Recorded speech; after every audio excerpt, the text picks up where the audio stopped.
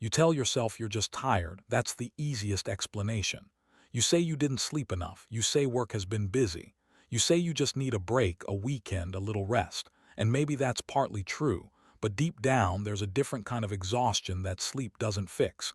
You wake up tired. You rest and you're still tired. You cancel plans, but the heaviness remains. This isn't physical tiredness. This is emotional overload. Emotional overload doesn't arrive loudly. It builds slowly, layer by layer. A disappointment you never processed. A responsibility you accepted without questioning.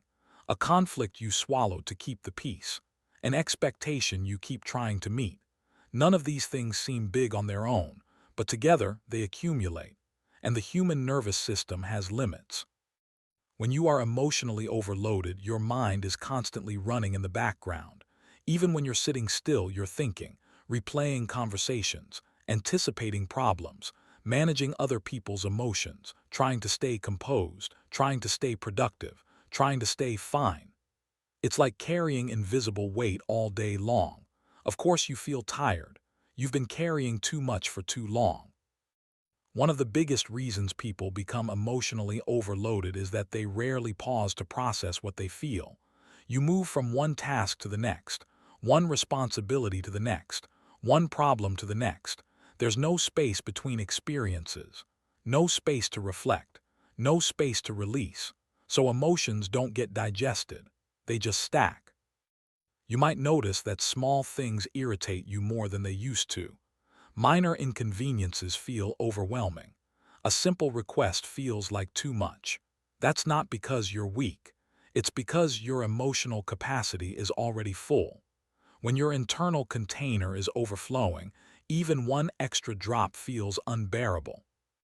Another sign of emotional overload is numbness. You're not dramatically sad. You're not crying all the time. You're just flat, unmotivated, disconnected. Things that used to excite you feel neutral. Conversations feel draining. Even rest doesn't feel refreshing. That numbness is not laziness. It's your mind protecting you from feeling everything at once. There is also a strong link between emotional overload and being the strong one. If you are the person people rely on, the one who listens, the one who solves problems, the one who stays calm in chaos, you are constantly absorbing emotional energy. You take in other people's stress. You adjust to their needs. You suppress your own reactions so you don't make situations worse. Over time, that emotional labor becomes heavy. And yet, because you are capable, people assume you're okay. They don't see the strain. They see the results. They see you functioning. So the support you quietly need never arrives. And you don't ask for it either because you've gotten used to handling things alone. Sometimes emotional overload comes from living in constant alert mode. You are always anticipating what might go wrong, always preparing, always bracing yourself. Even when nothing bad is happening, your body doesn't fully relax. Your nervous system stays slightly tense. That constant low-level stress drains you more than you realize. You may try to push through it. You tell yourself everyone is stressed, everyone is busy, everyone is tired, so you minimize your experience. But ignoring emotional overload doesn't make it disappear. It usually shows up in other ways: trouble sleeping, overthinking at night, emotional outbursts that surprise even you, or complete withdrawal where you stop engaging altogether. Another layer of emotional overload is unexpressed truth. Things you want to say but don't. Boundaries you want to set but avoid. Feelings you want to admit but suppress. Every time you silence yourself to maintain harmony, you store that energy internally. You might think you're preventing conflict, but you're creating internal pressure. Over time, this pressure can make you question yourself. Why am I so tired all the time? Why can't I focus? Why do I feel unmotivated? The answer isn't always about productivity. It's about emotional bandwidth. You only have so much capacity. And if most of it is being used to manage stress, expectations, and unprocessed feelings, there's very little left for creativity, joy, or ambition. You're not tired because you're lazy. You're tired because you've been strong in ways no one sees. You've been adapting. You've been enduring. You've been holding it together. That takes energy, real energy. There is also grief hidden inside emotional overload. Not just grief from loss, but grief from unmet expectations. The life you imagined, the version of yourself you thought you'd be by now, the relationships you hoped would feel different. Even if you don't consciously think about these things every day, they live quietly in the background. When you don't allow yourself to acknowledge that grief, it turns into heaviness, a constant sense that something is missing, something is off, and because you can't always name it clearly, you call it tiredness. Emotional overload can also come from constantly comparing yourself to others. You see people achieving, traveling, building, succeeding. You measure your behind the scenes against their highlight reels. That silent comparison creates pressure. Pressure to do more, be more, achieve more. But you're already carrying so much internally. What makes emotional overload especially difficult is that it's invisible. If you had a visible injury, people would understand your need for rest.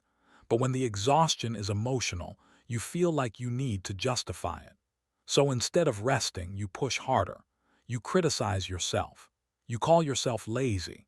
You try to fix your motivation instead of tending to your emotional state. But the truth is simple and uncomfortable. You can't outwork emotional exhaustion. You can't productivity hack your way out of unprocessed feelings. You can't discipline yourself into having more emotional capacity than you actually have.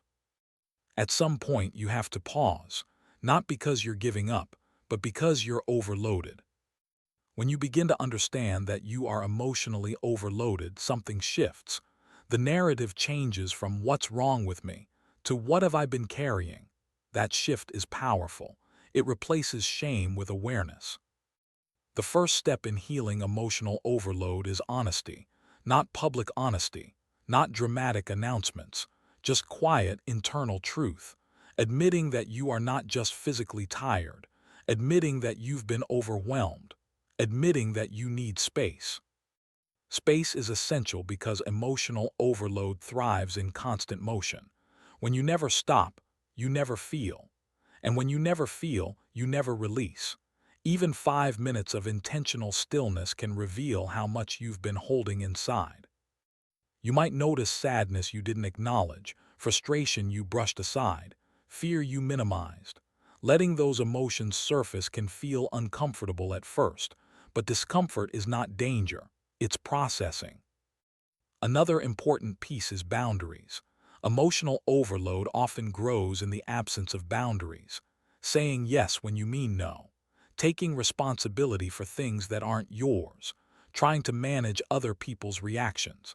Every time you overextend yourself, you reduce your emotional reserves. Setting boundaries doesn't mean becoming cold or selfish. It means recognizing your limits. It means understanding that your capacity is not infinite. When you start protecting your energy, even in small ways, you prevent further overload. You may also need to grieve the version of yourself who believed they had to handle everything alone. That belief probably helped you survive difficult seasons. It made you independent, capable, reliable, but it may also have isolated you. Letting yourself ask for help, even in small ways, can feel vulnerable. But vulnerability is not weakness. It is relief. It distributes the emotional weight instead of centralizing it inside you. It's also important to redefine rest. Rest is not just sleep. Rest is emotional safety. It's conversations where you don't have to perform. It's environments where you don't feel judged. It's moments where you can exist without proving anything. Sometimes emotional overload requires lifestyle adjustments.